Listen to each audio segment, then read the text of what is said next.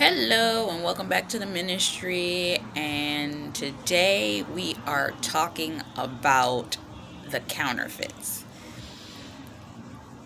This is the Kingdom Marriage series, and we've gone through the female prodigal, we've gone through the male prodigal. Now we're going through the counterfeits. Oh, this will be fun. Let's start off with the fact of what is a counterfeit. Counterfeit is a duplicate of what is ordained for you to be with. Maybe it's a duplicate of an offer. Maybe it's a duplicate of a relationship. Maybe it's a duplicate of whatever it is that you are supposed to walk into, but it is actually a satanic planted opposite of what it is that you are actually supposed to go through. It's that old saying, it looks like a duck, it quacks like a duck, people think it's a duck. It's not the duck. It's a setup. Because the enemy knows just as well as you do what it is that you're waiting for. So what the enemy will do is he listens to your prayers just like you do, because he cannot hear your thoughts, but he can hear what you speak. So if you are speaking your prayers out, you're saying, this is what I want in my life, this is the type of relationship I want in my life, and the enemy is listening to that, and he will send you a dupe. 9 times out of 10, the way to identify a dupe is that the dupe will 9 times out of 10 be in the realm of where you are right now, not where the Lord is trying to send you and where you're supposed to be going. It'll be something to get you to settle where you're at. It may offer you exactly the same thing of what it is that you're supposed to be waiting for, but it's going to get you to settle in the space that's comfortable for you where you are. Whether it be a job opportunity, whether it be a living situation, whether it be a career move, spouse, financial opportunity, which you got to be careful about, because it's like, let's say you have no money, an opportunity offering you $40,000 a year, most people would take that if they have no money. But God said that they're saying, I'm willing to give you more than that, meaning what I'm about to set you up with is going to set you up with millions of dollars per year. Don't take that offer. Now, in some cases, the Lord will have you receive something that looks like it's less money, but it's an open door to more. I saw this happen to a coach of mine. She was given the opportunity to go into a company, and when she saw it, she had avoided it because she figured, it ain't all that. It's not the ability. She was able to use her gifts and talents once she got in it to enhance, help, build, and go from being a brand new member to a vice president within 42 days. So it's the potential. But when we come getting back to relationships, no. You don't want the false offer. You don't want the opportunity for something that looks good for where you are right now and would be comfortable for where you are right now, when you know you're going for higher than that. Because that will stall you where you are, which is the enemy's actual point. He wants to keep you where you are, because if he can keep you comfortable where you are, you're not going to move forward, you're not going to grow, you're not going to get anywhere else. You can tell that the partner in which you are connecting to is not the right person if they want to keep you in that place. Meaning they'll connect with you, They'll talk to you, they'll woo you, they'll love bomb you, they'll do all of this that is beautiful to you. But if you try to move forward towards what it is that you're called to do, they'll begin to get irritated. They'll begin to get angry. And then you can really tell if they start to pull you out of your walk with God and start to lead you into subtle essences of sin. Sometimes it can be considered, the subtle essence of sin will be, they'll lead you into what's called 2 Corinthians, 2 Colossians 2:8, which speaks about doctrines and philosophies that are not of God.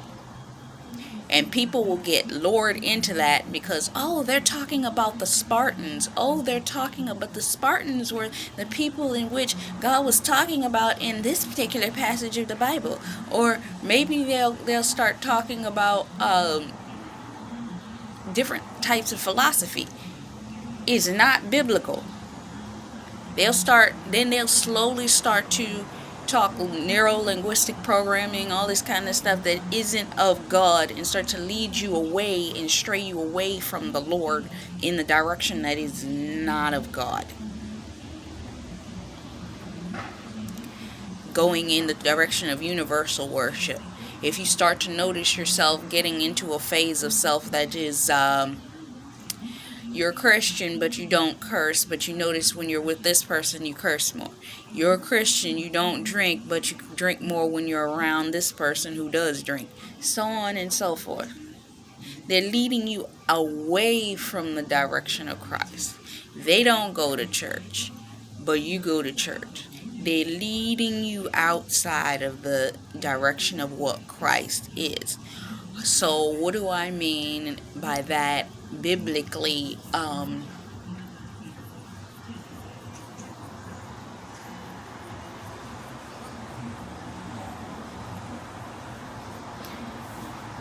You have,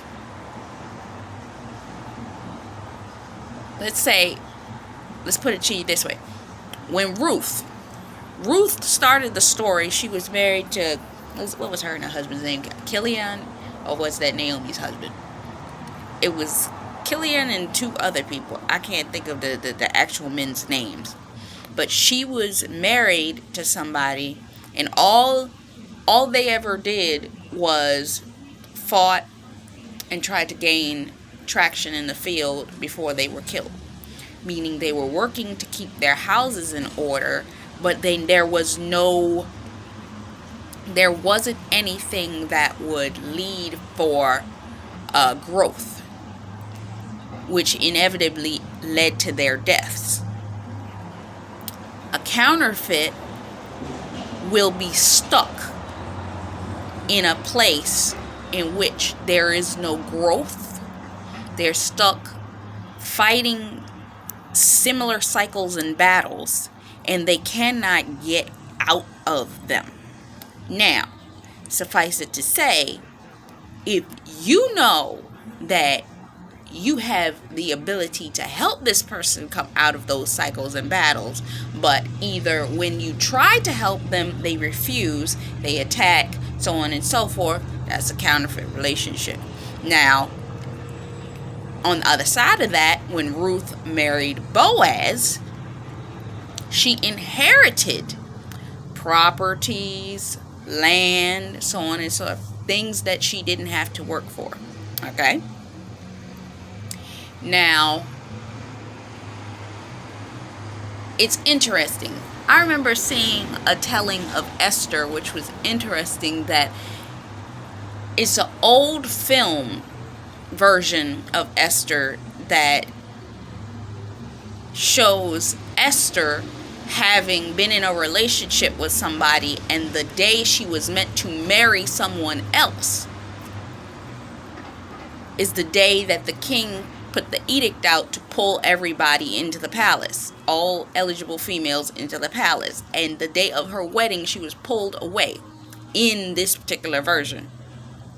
I say this because sometimes sometimes you'll be in a counterfeit relationship that looks like it's the right thing, because the Lord will pull you out of it in order for you to walk into the relationship that in which He called you to. Now you have the other essence of a counterfeit. For instance, look at what happened to Tamar. Obsession. All of these, I have a point for this. I'm going to lead into that point in a moment. Obsession. Some people can be obsessed with you. Now, Tamar's brother, I forget what the name of this particular brother was, because there is a couple of different brothers. And he became obsessed with his sister so much so that he wanted her for his own. So he tricked the sister into coming to his dwelling, hut, whatever it was, fixing him a meal, trying to pretend that he was sick, sent away the servants, and then once he knew he had her alone, he assaulted and raped her. Okay? Some counterfeits will become so obsessive with you that they will feel that they have nothing to lose, and they will obsess over you. And they will actually try to hurt, harm, or put you in physical danger. You know that's a counterfeit, okay? So, with that being said, who are the counterfeits? We had our prodigal female, and then we had our prodigal man. 9 times out of 10, the prodigal female and the prodigal man are going to walk in the exact same footprints, especially if they're meant to be together. They're just resisting the fact that they're meant to be together in the season that they're in. So they have to individually walk through certain types of tests, trials, relationships, experiences, identical to each other, but on the level in which they each are on, so that the Lord can start to pull out of them what is not of God, so that He can get these things in order, so that when He does put them together with each other, they are in ordinance. Okay? So let's look at the cookie cutter relationship. This is the Mr. Good or the Mrs. Good. Everybody else would love to see you with this particular person because it firmly fits every aspect of every box for everybody else for what it is that they believe that you should be with. Counterfeit number 1. In this case, for the female, counterfeit number 1 is going to look like they're the upstanding gentleman. They have well-mannered, well put together. They firmly fit inside of whatever it is that the woman does. It's a perfect match. Mama loves him, daddy loves him, everybody in the world loves him, and you're okay with him, but it's something off. You know it's something off because it's something that they just ain't got. Because they ain't doing. They begin to feel inadequate because they can sense that you don't quite feel aligned with them. You're trying to make the best of it. You're trying to remain in a place of, I'll use you until I'm done with you, but they not the one. You alright, but you're not the one. You'll work, but you're not the one. And in a way, this will lead that man, if he's not secure within himself, to actually begin to try to change himself to fit what he thinks that you need. which can become dangerous because depending on the type of person he is, this is when you run into a man that if you're a strong, powerful woman and he feels that that's the kind of guy you want, then he'll go on and start taking steroids or what have you to get in shape to become that strong, powerful man. Then if he knows that the last guy you dated did this, he'll start to do certain things in order to become that kind of guy that meets that criteria of that guy that you used to date. Meaning he's chasing the shadow of your God-ordained partner. Point blank and period. He knows he can't qualify, but in your mind, you don't see this. But it's this, you know, that old standard guys do where they're trying to outdo the other guy. I gotta outdo you, which means he's insecure, so he's gonna sit there and try to outdo the guy that you are actually supposed to be with, because he can sense, he feels it, and he can't meet that criteria, so he's got to overshoot it. He's got to become something. We all suffer from it at some particular point in time where you feel like you're not adequate enough, so you feel like you gotta become what you think that person will want or need, which isn't true, because that person will turn around and tell you that wasn't what I wanted anyway. I didn't particularly like him. Or they're when they're using a person to fill in space for the God-ordained person, they did like the person that they were with before. They're just using you because you fit everybody else's criteria, because they're trying to fit the mold their parents, their mama, their daddy, their boss, their what have you. Which means they have not set boundaries within their lifestyle, which means the counterfeit will fit within the parameters of the boundaries of their lifestyle in which they created.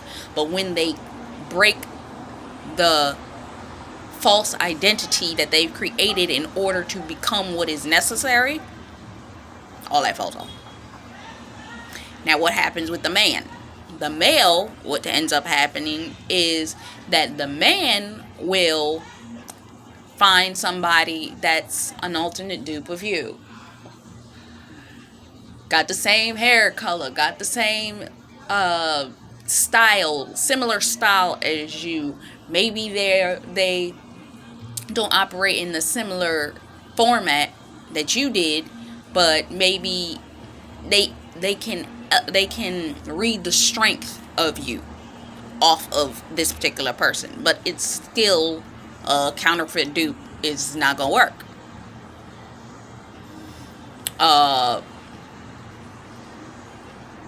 And if the woman is at all discerning, she's not gonna be attracted to him anyway, because she can tell that he ain't the one. But that would become a rebound from the actual ordained spouse when something didn't work right with the ordained spouse. So they would sit up there and find somebody that is a lukewarm version of you.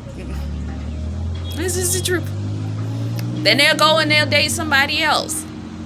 And that other person, identical opposite. Maybe the person is strong-willed, and they've watched this person come into themselves over time, where maybe they started out having a vapid sense of themselves, and then they became strong over time. They began to retain and gain strength within themselves, and by getting to retain and gain strength within themselves, this guy becomes attracted to them. They ain't the one. They're still not the one. But they watch them grow in front of them. They watch them care in front of them. They watch them become something that they could become attracted to. Still not the one. But it's a counterfeit. It's the exact opposite. While we on exact opposites, let's take the woman that is the full opposite. They still got the strength. They got the power. They got the physical physique. They got all of that. They did everything that their God ordained spouse did. Everything that their God ordained spouse did. But this person was traumatized. And because this person was traumatized, the reason that they're attracted to that traumatized person is because they went through trauma too. They went through rebellion too. They went through all of these phases of rebellion and hardships and hard times and all that kind of stuff. So they understand. Not only do they understand, they feel that they can mentor them through it. So it's not somebody that they almost feel like they are sexually attracted to. This is a person that they feel like, I can help you. Let me help you. So they help them. Now, under certain circumstances, the woman may become attracted to the man, but the man may not be attracted to her because it's too much like the woman that he's actually attracted to. So he's not going to be in love with her, but he's going to help her. He's going to help her because he fell into the trap of the pity of, I want to help you because I'm helpful like that. Then lastly, you have the other woman. She's strong. She's physically strong. She doesn't quite understand her strength. She's learning how to understand her strength. And he finds himself slightly attracted to her. She actually reminds him of his actual God-ordained spouse. She nice. She good. Everybody would love her. She even got a good job, a sister, or what have you. Whatever it is that he's identical to what his God-ordained spouse is. If you look at the two of their lives, they will almost be the same between this woman and the woman that he's actually supposed to be with. Settle. This is considered the settlement person. I mean, I'm going to settle for you because I can't have what I really want. And remember, we're still going off of the Buffy structure, the Buffy Angel structure. And because we're going off the Buffy Angel structure, if Angel slept with anybody and he wasn't in love with him, he would not lose his soul. When he sleeps with this particular woman, guess what? He don't lose his soul, which means he has no actual love and endearment towards this woman. She's just a placeholder for the one that he actually wants. Truth be told, that's all it is. He's using her to hold place till he gets the one he wants. How many of y'all understand that y'all sitting there trying to figure out, how is it that my God ordained spouse? What is it? Why they? He's using that person to hold space until he finds the person that he wants, or gay, or you. The God ordained spouse. Okay? Now where we at? I think I can get through another one. And then we're going to go to another video. So, what does that bring you to next? This is the evil counterfeit. This is the person that you ain't supposed to be with this person at all. This is the person that is the exact opposite of what your ordained spouse is. They are like the evil duplicate of what your God-ordained spouse is. And you fall into this person because you like them for the rebellious phase of who they are. You're going to get pulled into them. They got a Jezebelic element of them, a little bit controlling, but you kind of like that because you ain't following anything in this phase of your life anyway, because you're in the I want to be rebellious, I want to do bad all by myself, so I'm gonna just do bad all by myself, and I just found me a lackey and a partner that I can do whatever the heck I want with, and it don't matter. Okay? So this is where the female finds that guy. This is a guy that's been around, that has been obsessing over her. Technically, he was highly jealous of the man that she was ordained to be with, and kind of wished he was in that spot. And he kind of will push up on her because he notices that the guy ain't there. I'm gonna tell you this. There's a another woman I listen to, Elisa Marie. She just released a video talking about this, talking about you gotta be careful of your God ordained spouse's friend, because the God ordained spouse may have a friend that has been competing with him silently a whole time. And the second he gets a chance to, he gonna try to slip right in and attack. He gonna try to slip right in and fit himself in that spot. Gonna try to slip right in. And because he can't have you, he may try to harm you because he can't have you.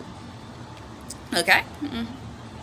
You want to check out that video, I can link that in the description. But this is a counterfeit that is a dangerous one, because if you give him any time of day, he's going to become obsessive over you, jealous over you. This is that person that could potentially become narcissistically abusive over you, okay? So what could start off as this person just plain being evil can turn into something dangerous, okay? And this is the person that you're in a headspace, and this is what that person waits for. They wait for you to be in that headspace where you're good, you're all right, you follow all the rules, you're in 100% alignment with the Lord, you're doing everything that you're supposed to be doing, but the pressure of doing everything you're supposed to be doing, and they know that pressure is going to get on you. They know this pressure is going to work your nerves. They know it. And because they know it, they're going to come and offer you. This is like the devil coming to offer you the apple. I'm going to offer you exactly the opportunity. Come spend a little time with me. Come hang out. You don't got to do it like that. You ain't got to. And you'll resist. I don't really want that. I don't really want that. And she will resist. And he'll keep trying. He'll keep pushing. But if scenarios in her life starts to spiral out of control and continue to spiral in the wrong direction, guess what? She gonna go for it. She gonna slowly start going for it. Person starts out with makeout session, and let nobody know that we're making out behind closed doors. Then it slowly becomes something a little bit more than that. And she's fighting the good in her with the rebellion in her. Meaning, I always got to be the good one. I always got to follow the rules. I always. What would it look like if I didn't have to do that? This is what happens when a Christian becomes a backslider and they find somebody that's willing to backslide with them. Oh, I'll be your backslide. And then let's slide on our backs. Hello. So that's what the female will deal with when it comes down to it. And she's going to start to give in. And she's going to fight. And she's going to fight real hard to stay out of it. But there's that part of her that's being pulled to that dark side. See, this particular counterfeit will pull how the God-ordained spouse pulls you because you're attracted to them because they're supposed to be with you. This counterfeit will pull you because they are the sinful opposite. They are sin incarnate. And because they are sin and you have, what do you call that? Taste for iniquity. It's sin that you like.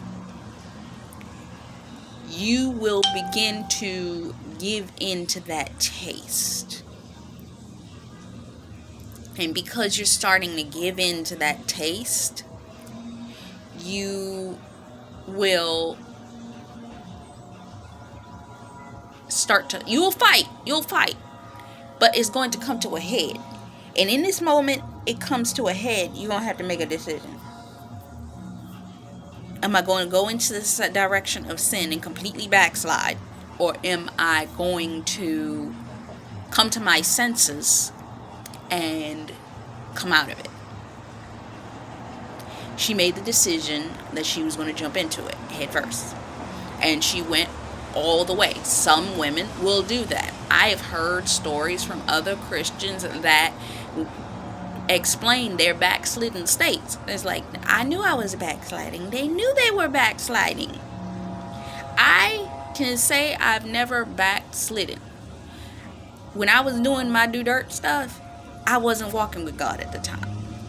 I didn't understand the level of committing to God that I would give my life to that degree.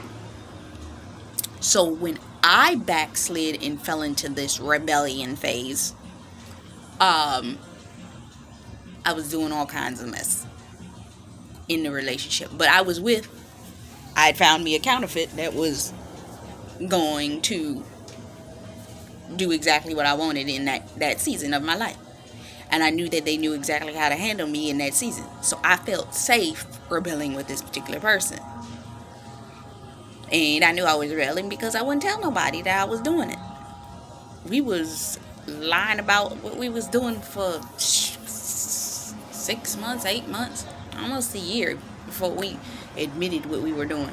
But the reason that we admitted was, the fact of the matter was, I'd been in a relationship with this person before, but at that time they were good enough. In this season of my life, I was rebelling with them. So it was what it was. So I'm going to go into the male part in the next video, because I still got one other element when we go into the deep, deep, deep dark side, where we explore that Jezebelic narcissistic side. Because right now we're just talking about the rebellion and the evil, but we're going to dig into that side when it gets dangerous. I mentioned a little bit of it in here, but we're going to delve deeper into it in the next video. So this is Taj McCameron for the ministry. Until next time, much love, faith, peace, and blessings. Bye-bye.